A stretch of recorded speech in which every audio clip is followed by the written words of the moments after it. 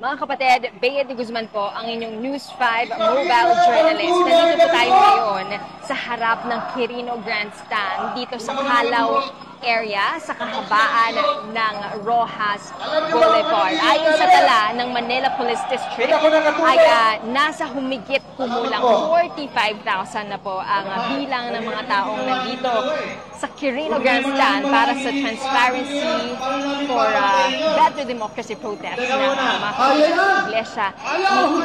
Ngayon, yung panahon po, no, araw, mainit po, no, marami ang nahihirapan dahil dun sa init, no? Pero iba po nakakahanap ng paraan. May payong, may palamig. So, kanya-kanyang diskarte po, no? Para maigsan yung init ngayong hapon. So, bukod po sa programang nangyayari ngayon, ay magkakaroon din ng programa mamayang alas 4. Yan na po ang pinaka-programa dito sa Quirino Grandstand. Magsisimula yan mamayang alas 4 ng kapatid. Meron po ditong libreng patubig, ang Scan International. So yung mga mayroon pong dalang bote, no, may dalang tumbler, ay pwedeng mag-refill ng tubig dito. At yung mga sa Lost and Found, meron po dito. At meron po din pong Medical, Dental, and Paramedical Society para tumulong na bilang medical response team. Ma'am, wala pa namang nawawalang mga gamit, no?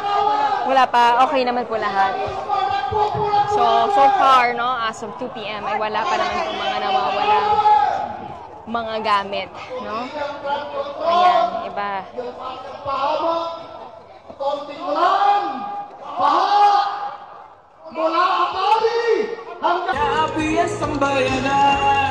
Okay ka lang na hindi ka nainitan? Okay lang. Kailangan natin magsakripisyo para sa kaban ng bayan. Hanggang kailan kayo dito, Nay? Hanggang mamaya pa pong gabi. Hanggang gabi. Taga saan ba po kayo? Masinlupa po. Masinlupa. Kailangan makikita ba? Ano pangalan mo, Nay? Laylani Pilar po. Lani? Laylani Pilar po. Laylani Pilar. Paano pag umulan na? Wala kang payong?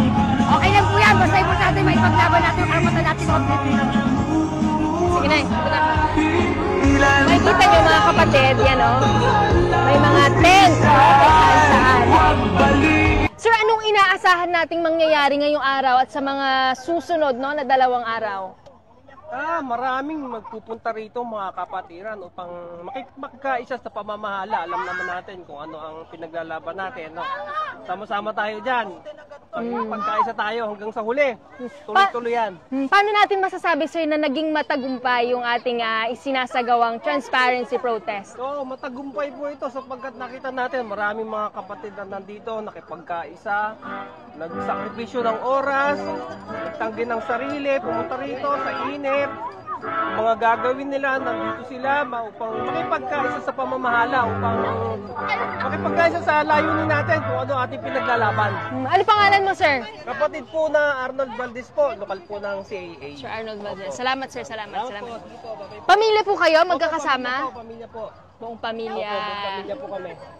Okay, sige po. Thank you, sir. Ayan. Puno na, no, mga kapatid, yung Quirino Grandstand. Pero nakikita nyo itong nilalakaran natin. May mga ilang pwede pang pag-set upan ng kanilang mga tent at kanilang mga upuan.